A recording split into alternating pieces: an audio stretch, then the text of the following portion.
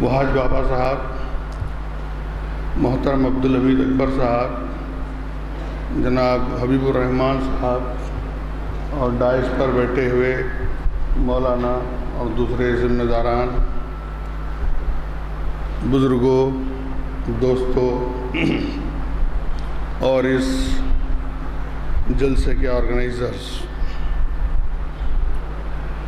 محفل علم و دانش اور امام غزالی ریسرچ فاؤنڈیشن کو میں مبارکباد دیتا ہوں کہ انہوں نے ایک نہایت ہی اہم مجلس کا آراستہ کیا ہے۔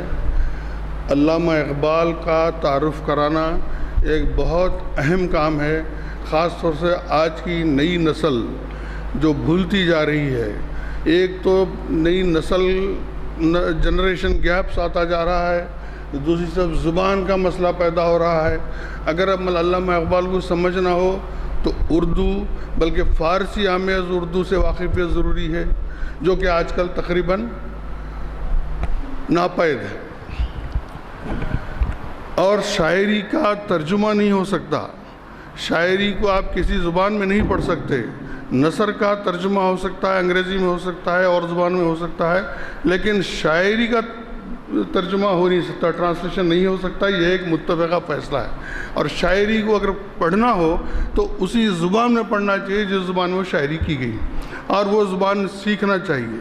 مگر بدنصیبی، حالات، ماحول، جنریشن گیپس اور مٹیریلسٹک اپروچ آف لائف، یہ ساری چیزیں مل کر ہم سے علامہ اقبال کو، اقبال فہمی کے مزاج کو بہت دور کرتا جا رہا ہے۔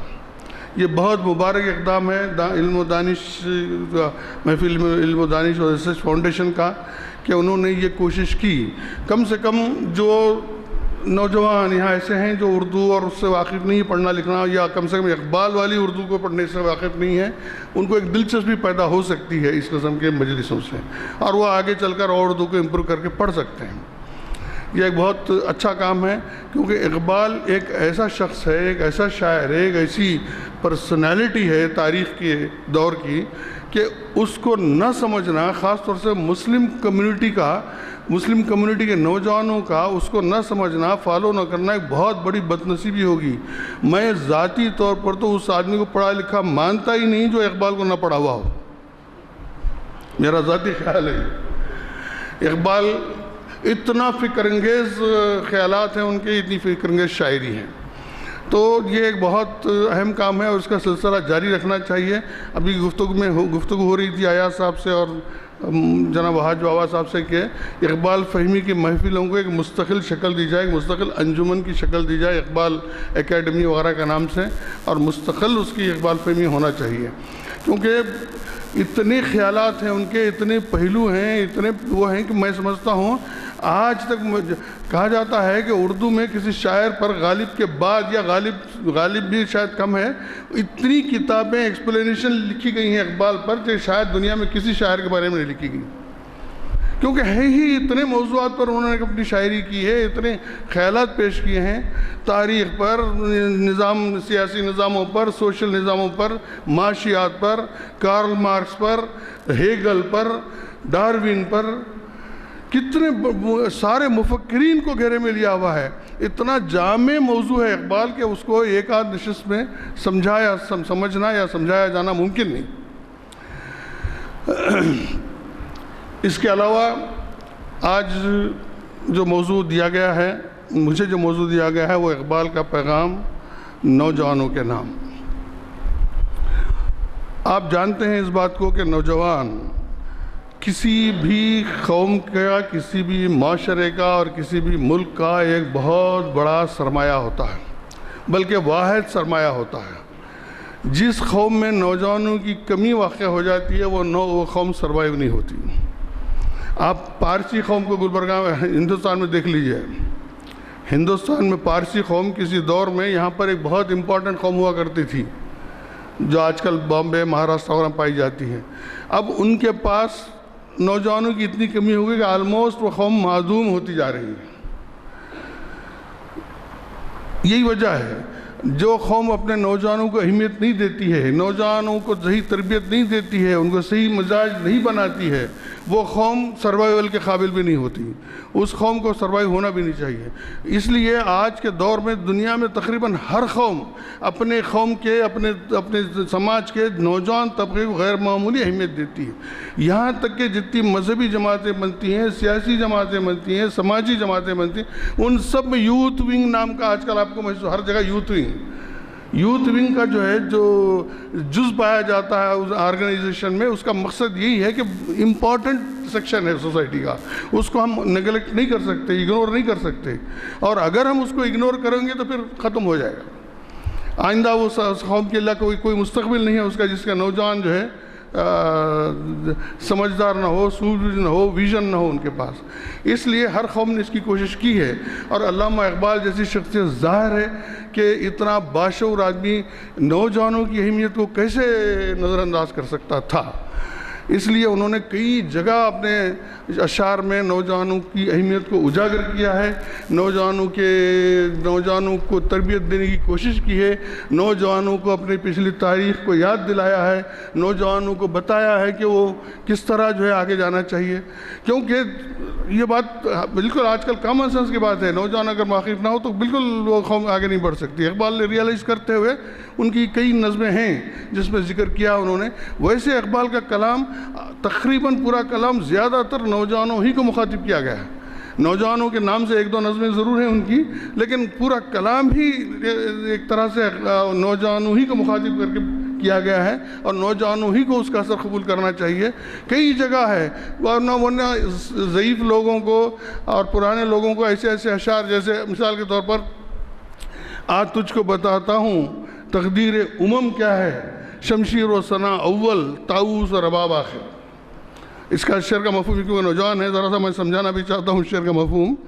وہ بتاتا ہے کہ دنیا میں اگر کوئی قوم عروج پر ہوتی ہے تو اس کے پاس پاور ہوتا ہے، طاقت ہوتی ہے، فورس ہوتا ہے، شمشیر و ثنا ہوتا ہے، اور جو قوم زوال پذیر ہوتی ہے وہ آرام پسندی مبتلا ہو جاتی ہے، عیاشی میں مبتلا ہو جاتی ہے، اور وہ طاؤس و رباب آخر، طاؤس کا مطلب ہے مور، رباب کا مطلب ہے گانا بجانا، مور ناچتا رہتا ہے اور وہ بجاتے رہتے ہیں، وہ قوم زوال پذیر قوموں کی علامتیں ہیں۔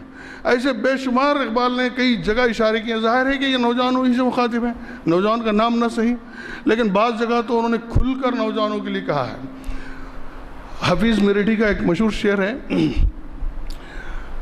میدان کارزار میں وہ قوم آئے کیا، میدان کارزار میں وہ قوم آئے کیا، جس کا جوان آئینہ خانے میں رہ گیا۔ میدان کارزار میں وہ قوم آئے کیا، جس کا جوان آئینہ خانے میں رہے گا۔ میک اپ کرتے بیٹھے ہوئے ہیں، پلکیں درست کر رہے ہیں، یہ سب ہو رہا ہے، تو ایسا نوجوان میدان کارزار میں جانے کے بعد یہاں رہیں گے تو وہ قوم کیا آگے جا سکتی ہے جس کے نوجوان اس قسم کی عادتوں میں مبتلا ہوں، اس قسم کے ان کی جو ہے ہیبٹس ڈیولپ ہوئی ہوں۔ اقبال نے کہا، ایک نظم ہے، میں انشاءاللہ نظم پوری پڑھ کر سناؤں گا، ایک شعر یاد آ رہا ہے مجھے اسی نظم کا، تیرے صوفے ہیں افرنگی، تیرے خالین ایرانی۔ آپ کو معلوم ہے نا، خالین ایران کے بہت مشہور ہوتے ہیں، صوفے یورپ کے، لندن کے بہت مشہور ہوتے ہیں۔ تیرے صوفے ہیں افرنگی، تیرے خالین ایرانی، لہو مجھ کو رلاتی ہے جوانوں کی تناسانی۔ اقبال نے کہا اس بات کو، تو یہ ہمارے آج کا نوجوانوں کا ہے۔ میں سمجھتا ہوں یہ صرف شعر پڑھنے کی چیز نہیں ہے، تقریر سننے کی چیز نہیں ہے، بلکہ نوجوانوں کو اپنا جائزہ لینا چاہیے اس اشعار کی روشنی میں کہ واقعی ان کی اپنے طرز زندگی کیا ہے۔ آج کا دور آپ سمجھتے ہیں کہ ہائیلی کمپٹیشن کا دور ہے، مسابقت کا دور ہے، کٹ تھروٹ کمپٹیشن چل رہا ہے۔ اگر ایسے دور میں ہمارے نوجوان تن آسان ہو جائیں، آرام کی زندگی گزارنا پسند کریں، شیڈڈ زندگی گزارنا پسند کریں، جبکہ ٹف چل رہا ہے، ہارڈ ورک چل رہا ہے، دیکھ رہے ہیں اب there is no shortcut to there is no substitute for hard work۔ Hard work کے بغیر زندگی میں سروائیو نہیں ہو سکتا آدمی. ایسے حالات میں اگر ہم جو ہے آرام کی زندگی گزاریں گے تو ظاہر ہے کہ کیسے آگے آ سکتے ہیں. اور اس زوال کو اقبال نے بھی کہا ہے, کئی لوگوں نے اس بات کو کہا ہے کہ قوموں کی زوال, اور خاص طور سے مسلم قوم کا جو زوال ہو رہا ہے اس میں یہ ساری چیزیں شامل ہیں. ہمارے اندر مسابقتی اسپرٹ ختم ہو چکی ہے, ہمارے اندر تن آسانی اور آرام پسندی کا مزاج ڈیولپ ہوتا جا رہا ہے, ہمارے اندر عزائم نہیں ہے, ہمارے اندر کوئی منزل نہیں ہے, کوئی ایم نہیں ہے, کوئی ایسپریشنز نہیں ہے. کیسے آگے جا سکتے ہیں؟ ہم دیکھ رہے ہیں, طلباء کو دیکھتے ہیں, نوجوانوں کو دیکھتے ہیں, پڑھے لکھے لوگوں کو دیکھتے ہیں, کیا ایکٹیویٹیز ہیں, کیسی سرگرمی مبتلا ہیں, گھنٹوں بلکہ دنوں راتوں IPL دیکھتے بیٹھے ہیں. آج چل رہا ہے, آج کل دیکھ رہے ہیں, معاف کرنا بہت سے لوگ ہوں گے یہاں پر. بتائیے کیا حاصل ہے ان چیزوں سے ایک ایسے دور میں جب کہ ایک ایک منٹ قیمتی ہے, ایک ایک لمحہ قیمتی ہے.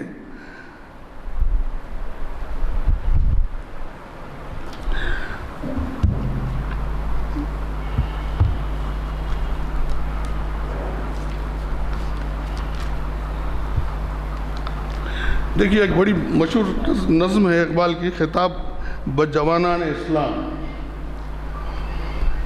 کبھی اے نوجوان مسلم تدبر بھی کیا تو نے, کبھی اے نوجوان مسلم تدبر بھی کیا تو نے, وہ کیا گردوں تھا تو جس کا ہے ایک ٹوٹا ہوا تارا. گردوں کہتے ہیں آسمان کو. وہ کہہ رہے ہیں کہ کیا کبھی تم نے غور کیا کہ جس آسمان کے تم ستارے تھے اور ٹوٹ کر یہاں گرے ہیں وہ کیسا آسمان تھا. آپ کتنی فکر انگیز شعر ہے. اس ایک شعر سے آپ کو اسلام کی پوری تاریخ نظر میں گھوم جاتی ہے, مسلمانوں کی پوری تاریخ نظر میں آ جاتی ہے.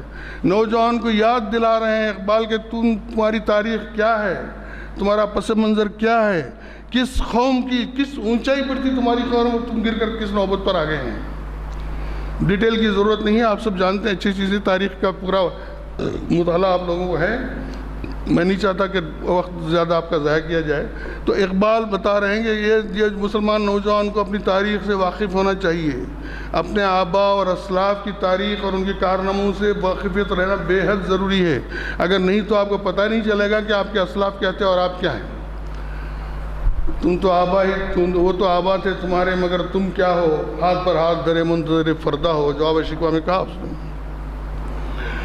تجھے اس قوم نے پالا ہے آغوش محبت میں, کچل ڈالا تھا جس نے پاؤں میں تاج سرے دارا. یہ تاریخ ہے. اس قوم کی تم اولاد ہو, اس سلسلے کی نسل ہو جس نے دارا کے تاج کو, دارا بہت مشہور حکمران گزرا ہے تاریخ کا, اس کو اپنے پیروں تلے روند کر آگے بڑھے ہیں. ایسی قوم سے تم آئے ہو, تمہارا یہ ماضی ہے. اس کے بعد کہتا ہے دیکھیے, تمدن نافرین خلاق آئین جہاں داری, وہ صحرائے عرب یعنی شتر بانوں کا گہوارہ. آپ جانتے ہیں کہ عرب میں اونٹوں کو چرانا, اونٹوں کو وہ کرنا, یہ سب وہاں کا عام فیشن تھا, وہی کلچر تھا ان کا. وہ کہہ رہے ہیں کہ وہ لوگ جو اونٹوں کو چرایا کرتے تھے وہ بنے ہیں سارے دنیا کو تمدن دینے والے بنے ہیں, جن کے ذریعے سے تمدن دنیا میں آیا. تمدن آفرین, تمدن جنہوں نے پیدا کیا. خلاق آئین جہاں داری, جنہوں نے جہاں داری کے اصول بتائے دنیا کو, وہ لوگ جو اونٹ چرایا کرتے تھے. تیرے آبا و اجداد وہ تھے جو اونٹ چراتے ہوئے بھی ان کے اندر یہ صلاحیت تھی کہ وہ ساری دنیا کو وہ تمدن دیے جس کو آج تک جو ہے دنیا بھلا نہ پائی. آج کے آپ قوانین کو لے لیجئے, سماجی, سیاسی, اخلاقی, کتنی چیزیں ہیں جو اسلام کی دی ہوئی ہیں, جو انڈائریکٹلی اپنے اپنے دستوروں میں لوگ جو ہے رکھ چکے ہیں. خواتین کے حقوق, چھوٹی سی بات ہے, کیا جانتی تھی دنیا خواتین کے حقوق کے بارے میں؟ اسلام نے خواتین کی حقوق دیا, آج ہر جگہ خواتین کے حقوق ہیں. ہندوستان 1948-50 کے بعد قانون لاتا ہے کہ صاحب women are all equally, they have got equal right in the property of the father, parents. کب 1400 سال کے بعد جو قانون اسلام نے 1400 سال پہلے دیا وہ 1400 سال بعد یہاں آیا. تو یہ اور اس طرح بہت سی چیزیں ہیں, یہ بیان کرنے لگ جائیں تو ایک پوری رات گزر جائے گی. بے شمار آج کے دنیا بھر کے سیاسی نظاموں میں, سماجی نظاموں میں اسلام کے انہیریٹڈ انہیریٹڈ جو اصول ہیں وہ سب اس میں داخل ہو چکے ہیں، اور انڈائریکٹلی ساری دنیا اس کو فالو کر رہی ہے۔ اب جیسے ریپ کے کیسز میں آپ سن رہے ہیں، لوگ مطالبہ کر رہے ہیں کہ اب ریپ کرنے والے کو پھانسی پر چڑھایا جائے گا۔ کس اسلام کا قانون ہے سنگسار کرنا؟ آج سے 14 سال پہلے ہم نے یہ قانون دنیا کو بتایا، اور آج ان کو شعور آ رہا ہے حالات سے گزرنے کے بعد۔ تو ایسے بہت سی چیزیں ہیں، اس طرف اشارہ کرتا ہے اقبال۔ تمدن آفریں خلاق آئین جہاں داری، وہ صحرائے عرب یعنی شتر بانوں کا گہوارہ۔ گدائی میں بھی وہ اللہ والے تھے غیور اتنے کہ منعم کو گدا کے ڈر سے بخشش کا نہ تھا یارا۔ یعنی اتنے خوددار تھے وہ لوگ کہ انعام دینے والا، پیسہ دینے والا بھی کسی گدا کو دینے کے لیے ڈرتا تھا کہ وہ پتہ عذرائے خودداری کہیں وہ میرے منہ پر نہ مار دے۔ ایسے خوددار لوگ تھے۔ ایسے لوگوں کا تو جو ہے آیا، تو اس نسل سے تیرا تعلق ہے، وہ پس منظر ہے تیرا۔ غرض میں کیا کہوں تجھ کو کہ وہ صحرا نشیں کیا تھے، جہاں گیرو جہاں دارو جہاں بانو جہاں آرام۔ اگر چاہوں تو نقشہ کھینچ کر الفاظ میں رکھ دوں، مگر تیرے تخیل سے فزوں تر ہے یہ نظارہ۔ تجھے آبا سے اپنی کوئی نسبت ہو نہیں سکتی۔ دیکھیں یہاں اس نے ڈائریکٹ اٹیک کیا ہے ان نوجوانوں پر جو آج کی نسل کے ہیں، جنہوں نے اگنور کر دیا اپنے آبا و اجداد کے روایتوں کو، ان کے کلچر کو۔ تجھے آبا سے اپنے کوئی نسبت ہو نہیں سکتی کہ تو گفتار وہ کردار، تو ثابت وہ سیارہ۔ تو خالی گفتار کرتے ہیں، تم لوگ خالی بھاشاں دیتے ہیں، تقریریں کرتے ہیں، باتیں کرتے ہیں، لیکن وہ کردار کے حامل تھے۔ یہ ہے تمہارے آبا و اجداد میں اور تمہیں فرق۔ اگر تم سچ مچ اپنے آبا و اجداد کے صحیح وارث بننا چاہتے ہو تو کردار کو اپناؤ، کردار کو اپنے اندر جو ہے اڈاپٹ کرو، ان کے کردار کو اپنے اندر لانے کی کوشش کرو، تبھی تم صحیح وارث بن سکتے ان لوگوں کے۔ گنوا دی ہم نے جو اسلاف سے میراث پائی تھی، سریا سے زمین پر آسمان نے ہم کو دے مارا۔ کلیئر کہہ دیا اس نے۔ گنوا دی ہم نے جو اسلاف سے میراث پائی تھی، سریا سے زمین پر آسمان نے ہم کو دے مارا۔ حکومت کا تو کیا رونا کہ وہ ایک عارضی شے تھی، نہیں دنیا کے آئین مسلم سے کوئی چارہ، مگر وہ علم کے موتی کتابیں اپنے آبا کی، جو دیکھیں ان کو یورپ میں تو دل ہوتا ہے سی پارا۔ وہ بتاتے ہیں کہ تمہارے آبا و اجداد نے اتنا ریسرچ کا کام کیا تھا مختلف فیلڈز میں، علمی میدانوں میں، اور اتنی کتابیں اس نے ڈیولپ کی تھیں، اتنی کتابیں لکھی گئی تھیں، وہ ساری کتابیں آج یورپ کے لائبریری میں ملتی ہیں۔ اقبال گئے تھے، یورپ کا دورہ کیا تھا اقبال نے اپنی زندگی میں، جرمنی گئے تھے، لندن گئے تھے، فرانس گئے تھے، کئی جگہ انہوں نے وہاں جا کے دیکھا ہے۔ وہاں دیکھا ہے کہ ان لوگوں کی، ان کے آبا و اجداد کی، مسلمانوں کی جو لکھی ہوئی کتابیں تھیں مختلف موضوعات پر، جس میں میڈیسن، کیمسٹری، تاریخ، ابن خلدون، امام غزالی، فلسفے کے تعلق سے، یہ ساری کتابیں ان کو وہاں ملی۔ انہیں وہی کہتا ہے کہ مگر وہ علم کے موتی کتابیں اپنے آبا کی، جو دیکھیں ان کو یورپ میں دل ہوتا ہے سی پارا۔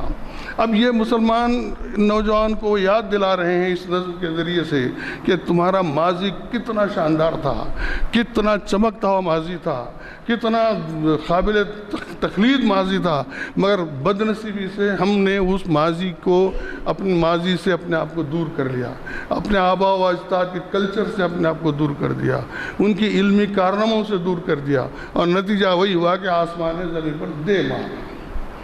کلیئر ہے کہ اس کا جواز جو بتا رہے ہیں کہ آج ہمارے زوال کا جواز یہ ہے کہ ہم نے اپنے آبا و اجداد کے اس تاریخی میراث کو، اس کو جو ہے اپنایا نہیں، اس کی حفاظت نہیں کی، اس کو اڈاپٹ نہیں کیا، جس کے نتیجے میں آج ہمارا یہ حال ہو رہا ہے۔ یہ بہت اہم پیغام ہے اقبال کا آج کی نوجوان نسلوں کے لیے۔ یہ بہت اہم پیغام ہے نوجوانوں کے لیے کہ اقبال جو پیغام بتا رہے تھے کہ اقبال نے یہ پیغام دیا کہ اصل میں تمہاری ناکامیوں کی ایک بہت بڑی وجہ یہ ہے کہ تم اپنے ماضی سے کٹ چکے ہو، تمہارے اندر کردار ختم ہو چکا ہے، صرف گفتار رہ گئی ہے۔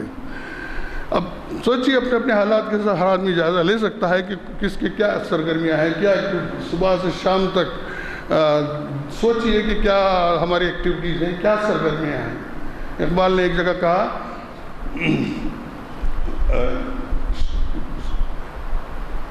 صورت شمشیر ہے، صورت شمشیر ہے دست خزاں میں وہ قوم، صورت شمشیر ہے دست خزاں میں وہ قوم، کرتی ہے جو ہر زمان اپنے عمل کا حساب، کرتی ہے جو ہر زمان اپنے عمل کا حساب۔ تو جو قوم اپنے عمل کا حساب نہیں کرتی، جائزہ نہیں لیتی، انالائسس نہیں کرتی کہ آج ہم جس اسٹیج پر کہاں ہم کو ہونا چاہیے تھا، کہیں ہم سے کوئی غلطیاں تو نہیں ہو رہی ہیں، کہیں ہم اپنی لاپرواہی اور آرام پسندی کی وجہ سے تو نہیں پیچھے رہ جا رہے ہیں، ہمارے زوال کی وجہ کیا ہے؟ تاریخ ہمارے سامنے ہے۔ ہم اکثر بولتے ہیں کہ ہم اس ملک میں 1000 سال کی حکومت کر چکے ہیں، ہندوستان میں 1000 سال کرنے والی حکومت کرنے والی قوم کا حال آج کیا ہے؟ سچر کمیٹی کی رپورٹ دیکھ لیجئے، تازہ ترین رپورٹ جو سچر کمیٹی کی آئی ہے، دلتوں سے بدتر پوزیشن میں آ گئی ہے اس قوم۔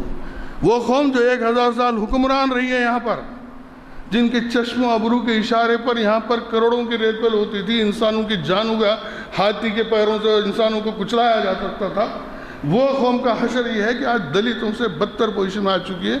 ڈاکومنٹری پروف ہے، حساب کتاب صاف ہے۔ کیا وجہ ہے؟ کیا نہیں سوچنا چاہیے ہم کو اس کے پیچھے کیا ریزن ہو؟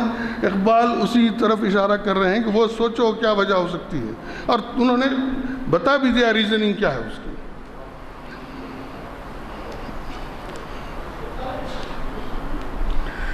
اقبال نے نوجوانوں سے بہت سی امیدیں رکھی ہیں، نوجوانوں کے لیے دعائیں بھی کی ہیں۔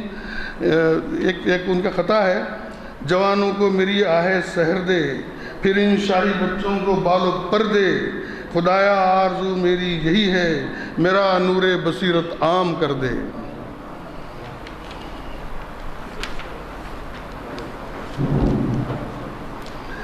ایک وہ جو نظم جس کا میں نے شعر سنایا تھا، وہ نظم ایک چھوٹی سی، ایک نوجوان کے نام۔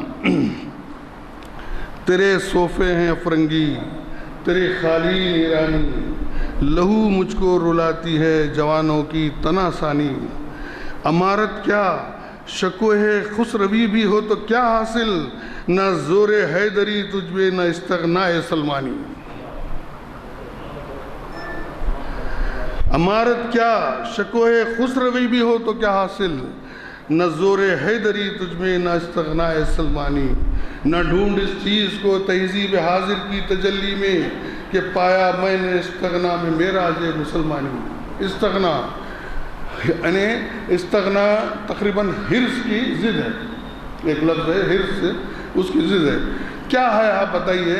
آج کے جو کٹ تھروٹ کمپٹیشن کا میں ذکر کرا، آپ جس فرد کو دیکھیے انکلوڈنگ مسلمان، دنیا کی ہر چیز کے پیچھے بگ ٹٹ دوڑے چلے جا رہے ہیں، دیوانہ وار دوڑے چلے جا رہے ہیں۔ اس میں نہ اصول رکھے ہیں، نہ قاعدہ ہے، نہ حلال ہے، نہ حرام ہے، نہ کچھ خدا کا خوف ہے، نہ آخرت کا خیال ہے، بس دنیا حاصل کرتے چلے آؤ، اور اس کے باوجود دنیا انہیں مل نہیں رہی۔ یہی اسی طرح اقبال نے کہا کہ استغنا رکھو، حرص ہوس نہیں، استغنا کے ساتھ دنیا میں برابر کوشش کرو تم۔ تو یہ ایک اہم بات ہے۔ اخابی روح جب بیدار ہوتی ہے جوانوں میں، نظر آتی ہے ان کو اپنی منزل آسمانوں میں۔ اخابی روح، جانتے ہیں آپ کو خواب کس کو کہتے ہیں؟ خواب جو ہے ایک ایسا آدمی بہت اونچائی تک دیکھتا ہے وہ پرندہ۔ اخابی روح جب بیدار ہوتی ہے جوانوں میں، نظر آتی ہے ان کو اپنی منزل آسمانوں میں۔ نہو نومیدی زوال علم و عرفاں ہے، نہو نومیدی زوال علم و عرفاں ہے، امید مرد مومن ہے خدا کے راز دانوں میں۔ اور اس کے بعد سب سے اہم شعر ہے جو بہت مشہور ہے، آپ نے سنا ہی ہوگا، نہیں تیرا نشے من خسر سلطانی کی گنبد پر، تو شاہی ہے بسیرا کر پہاڑوں کی چٹانوں پر۔ یہ اقبال نے اس مسلم نوجوان کا کنسپٹ دیا ہے۔ مسلم نوجوان کو، ایک ماڈل مسلم نوجوان کو کیا ہونا چاہیے، کیسا ہونا چاہیے۔ اگر ہم واقعی مسلم اقبال کے پیغام کا ہمارے اندر کچھ بھی مطلب ایک لحاظ ہے، تو ان چیزوں پر بہت غور سے سن کر نہ صرف سننا چاہیے بلکہ اڈاپٹ کرنے کی کوشش کرنی چاہیے۔ یہی امپورٹنٹ چیز ہے۔ اور اقبال نے نوجوانوں کو اتنی اہمیت دی ہے۔ ساخی نامے کا ایک مشہور شعر ہے، خرد کو غلامی سے آزاد کر، خدا سے دعا کر رہے ہیں وہ، خرد کو غلامی سے آزاد کر، جوانوں کو پیروں کا استاد کر۔ پیر سے مراد ایجڈ لوگ ہیں، ضعیف لوگ۔ خرد کو غلامی سے آزاد کر، جوانوں کو پیروں کا استاد کر۔ یعنی جوانوں کی پوزیشن یہ ہے۔ آج کے دور میں ہمارے پیر بھی ضعیف لوگ ایک تاریخ گزار چکے ہیں، کئی 100 سال گزارنے کے بعد ہم دیکھ رہے ہیں کہ کس حالت پر لے کر آ کے چھوڑے ہیں۔ اب جوانوں کو اٹھنا چاہیے، خدا سے دعا کرتے ہیں کہ جوانوں کو بیدار ہونا چاہیے، جوانوں کو اپنا مقام سمجھنا چاہیے، جوانوں کو اپنے جیون اوورٹیک کرتے ہوئے اپنے بزرگوں سے آگے نکل جانا چاہیے۔ بزرگوں کی اندھی تقلید، اندھی پیروی بزرگوں کی آدمی کو کہیں نہیں پہنچاتی ہے۔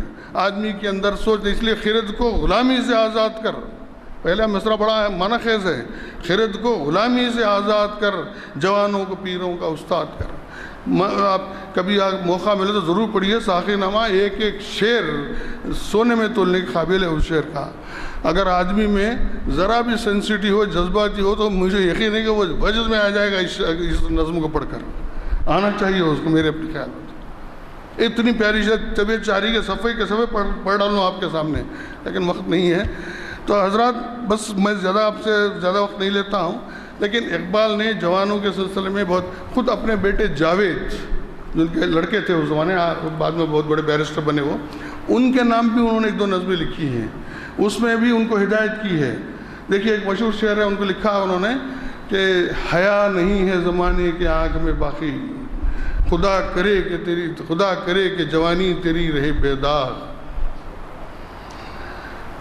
اور ایک جگہ کہا ہے، خدا تجھے دل فطرت شناس دے جو اگر، خدا تجھے دل فطرت شناس دے جو اگر، سکوت لالا و گل سے کلام پیدا کر۔ سکوت لالا و گل، سکوت لالا و گل کی خاموشی، اس سے کلام پیدا کر۔ دیکھ کہ کیا ہے لالا، کیا ہے گل، کیا ہے، کیا چیز ہے اس میں، کتنا سبق تو حاصل کر سکتا ہے اس سے۔ اپنے بیٹے کو ہدایت کرتے ہیں، کئی نظمیں ہیں ان کی۔ دیکھیے ایک نظم جاوید کے نام، چھوٹی سی نظم ہے، دیار عشق میں اپنا مقام پیدا کر، نیا زمانہ نئے صبح شام پیدا کر، خدا اگر دل فطرت شناس دے جو تجھے، سکوت لالا و گل سے کلام پیدا کر، اٹھانا شیشہ گرانے فرنگ کے احسان، اٹھانا شیشہ گرانے فرنگ کے احسان، سفال ہند سے مینا و جام پیدا کر۔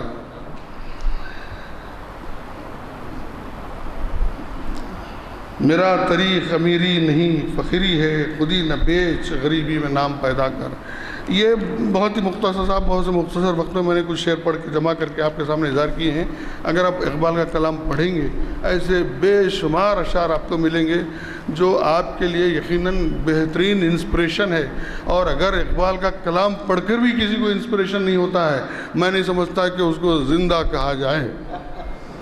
میرا اپنا خیال تو یہ ہے، جو سمجھ کر پڑھتا ہے اقبال کو، اس کے باوجود انسپائر نہیں ہوتا ہے اقبال سے، تو پھر دنیا کی کوئی طاقت اس کو زندہ نہیں قرار دے سکتی۔ اس لیے حضرات اقبال کے سلسلے میں بہت بڑی خدمت انجام دے رہے ہیں ادارے والے، کہ اقبال کا تعارف کروا رہے ہیں، اقبال کے نام سے ہی صحیح واقفیت ہو جائے بہت سو کو، آج نہیں کل زندگی میں پڑھنے کا موقع ملے۔ لیکن یقیناً اقبال کو پڑھنا وقت کا ضیاع نہیں ہے، اقبال کے لیے اردو زبان سیکھنا وقت کا ضیاع نہیں ہے۔ اگر آپ اس نیت سے اردو زبان سیکھتے ہیں تو اقبال کے بے شمار احسانات ہیں اس قوم پر۔ آج اگر آپ غور کریں گے، جیسا عبدالحمید صاحب اکبر نے فرمایا کہ اقبال کے کلام کی وجہ سے دنیا میں انقلابات آ رہے ہیں۔ مصر کا حوالہ دیا انہوں نے، ایران کا حوالہ، ایران کی جو فارسی کلام ایران میں انقلاب آیا، بڑی حد تک اقبال لاہوری کے نام سے مشہور ہے۔ وہ اقبال کا فارسی کلام تھا جس نے ایرانی انقلاب میں مدد دی۔ آج ہندوستان میں جتنی تحریکیں، ادارہ جات اور بڑے بڑے جو موومنٹس چل رہے ہیں، اس میں بہت بڑا اقبال کا ہاتھ ہے۔ اقبال کے اشعار کئی لوگوں کی زندگیاں بدل چکے ہیں، کایا پلٹ کیا ہے۔ بہادری اعظم کے بارے میں ہم سنتے ہیں بچپن میں ہم لوگ، تو روزانہ صبح فجر کی نماز کے بعد قرآن اور حدیث کے بعد اقبال کا کلام پڑھا کرتے تھے، ریگولرلی پڑھتے تھے، اس کے بغیر اٹھتے نہیں تھے وہاں سے۔ اسی لیے ان کی زندگی میں دیکھیے کیا زندگی رہی، آج تک اس کا یاد کرتے ہیں ہم لوگ۔ تو اس لیے یہ ساری چیزیں، اقبال کو صرف جو ہے، اقبال محض شاعر نہیں تھا، شاعر وہ ہوتے ہیں جنرلی جو فطری نظاروں کے وہ بیان کر دیتے ہیں. کبھی رومانی شعر کہتے ہیں. اقبال نے بھی کہا ہے, اقبال نے بھی ایسے بہت سے نظمیں ہیں, غزلیں ہیں جس میں نظارہ فطرت کی انہوں نے ریفلیکٹ کیا ہے. رومانی شاعری بھی کی ہے. ایک دو تین شعر یاد آ رہے ہیں مجھے. نہ آتے ہمیں اس میں تکرار کیا تھی, مگر وعدہ کرتے ہوئے ہار کیا تھی, تمہارے ہی قاصد نے سب راز کھولا, خطا اس میں بندے کی سرکار کیا تھی. اقبال کا شعر, اقبال کی غزل کا شعر اس زمانے میں جب کہ رومانی شاعر تھے. اور اقبال کے سلسلے میں اور ایک بات عرض کروں کہ ہر شاعر کے, ہر انسان کی زندگی میں پیدا ہو کر موت تک بے شمار تبدیلیاں آتی ہیں خیالات میں آدمی کے. شاعر چونکہ حساس ہوتا ہے, بہت سینسیٹیو ہوتا ہے, اس کی جو تبدیلیاں آتی ہیں وہ بہت زیادہ اثر انداز ہوتی ہیں اس کے کلام پر. تو اقبال بھی اپنی زندگی کے مختلف ادوار سے گزرے ہیں. پہلے نیچرل شاعر تھے, فطری شاعر تھے, اس کے بعد رومانی شاعر بنے, اس کے بعد آپ کے نیشنلزم کا آیا, سارے جہاں سے اچھا ہندوستان ہمارا ہوا. اس کے بعد مسلم نیشنلزم کا کنسپٹ بھی آیا ان کے اندر, چینو عرب ہمارا, ہندوستان ہمارا, ہم مسلم, ہم وطن ہے سارا جہاں ہمارا. اس کے بعد جب انہوں نے یورپ کا دورہ کیا, اس کے بعد جب انہوں نے لندن, فرانس گئے, بڑے بڑے فلاسفر سے, نیٹشے جو مشہور فلاسفر تھا اس سے ملاقات ہوئی, گارساں سے ملاقات ہوئی, بہت سے لوگوں سے ملے. اس کے بعد ڈسکشن کیا, بہت مطالعہ کیا, پڑھا لکھا.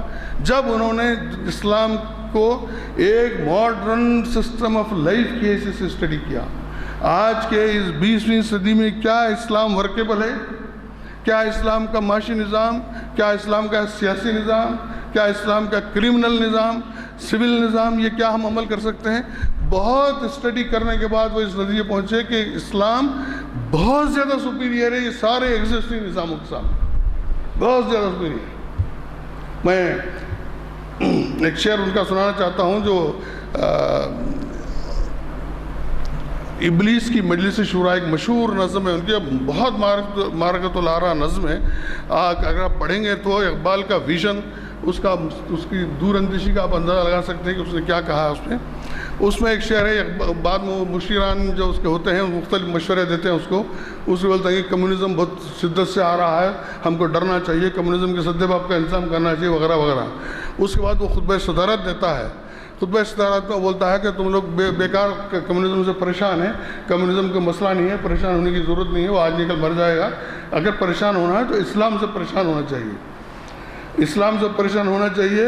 اور یہ سن کر آپ کو حیرت ہوگی کہ اس نظم کا آخری حصہ اس نے کہا کہ اگر اسلام کو عمل سے دور رکھنا چاہتے ہو تو اس قوم کو الجھا کے رکھو خوالیوں میں, سما خانوں میں. یہ الفاظ آخری میں بڑھیا, آخری سما خانوں میں اور خوالیوں میں اور مختلف قسم کے مراقبوں میں اور یہ بحثوں میں, مسلکی بحثوں میں الجھا کے رکھو. حضرت عیسیٰ علیہ السلام پر موجود ہیں یا پیدا ہوئے ہیں نہیں, ویسے بحثیں اس نے باقاعدہ نظم میں لکھا ہے. تو اس نظم کا ایک شعر ہے, وہ تقریر کرتے ہوئے ایک شعر کہتا ہے ان کو اپنے ضروریت کو سمجھانے کے لیے, جس پہ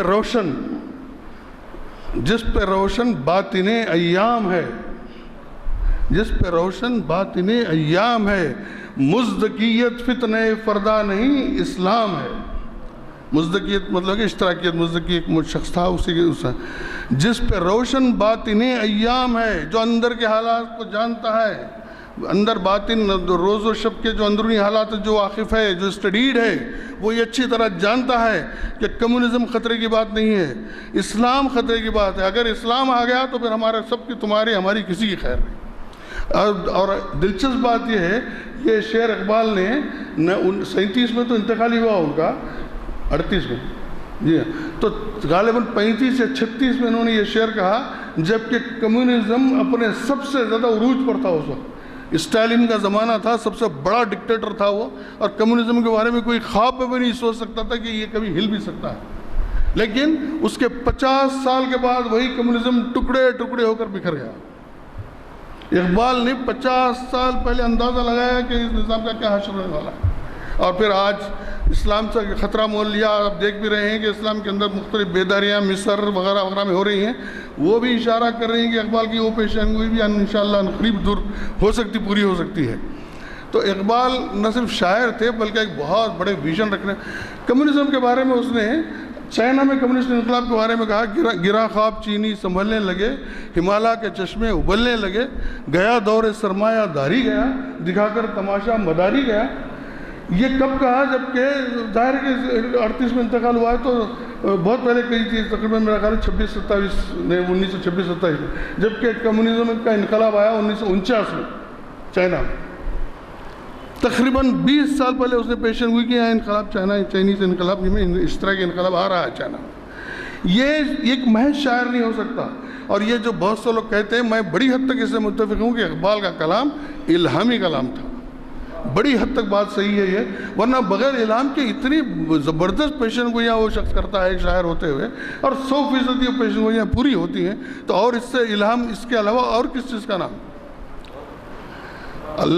جناب رشید احمد صدیقی جو مشہور ادیب ہیں، اقبال کا خاکہ لکھا انہوں نے، اقبال کے خاکے میں آخری میں لکھا ہے، اگر اقبال کی شاعری کو شاعری کہا جائے تو پیغمبری کس چیز کا نام؟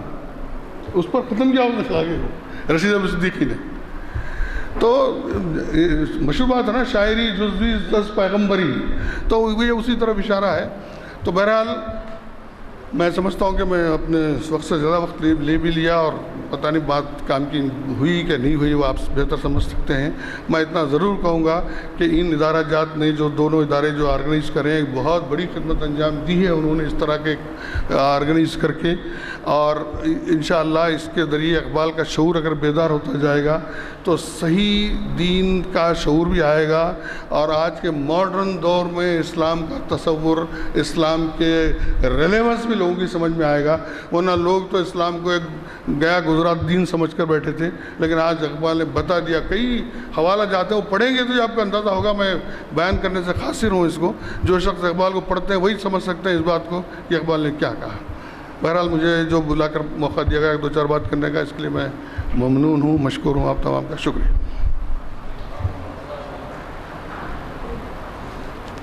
بہت بہت شکریہ۔ ابھی آپ جناب عبدالحمید